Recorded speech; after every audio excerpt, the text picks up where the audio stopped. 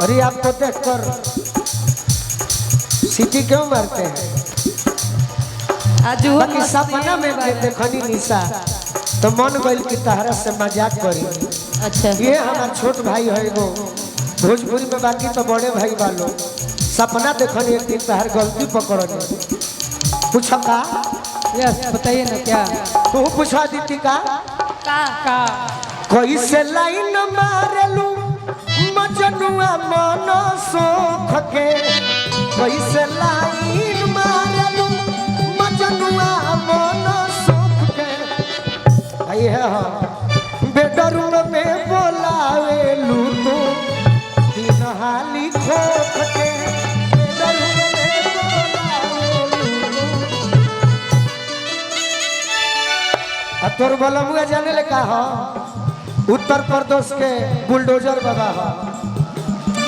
Bulldozer yes जवानी के रौद देवेला, बुलडोजर यस गाना हो बहुत अच्छा है।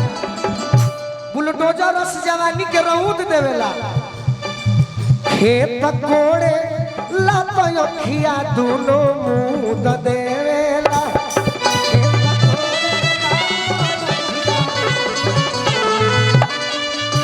अरे कमी का बा, सुंदर बा, लाम लहकार बा। निशा घमंड से कहेली रखल पीलावा बानी चिकन चाकन चोख के, रखल पीलावा बानी चिकन चाकन।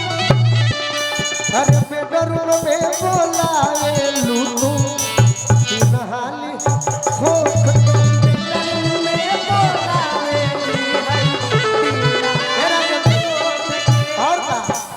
तो पूछो करिए शिकारी बाबा विप्र देवता, पूछो करिए शिकारी बाबा तो देले गोलुए के बानी हम लभ के देवता।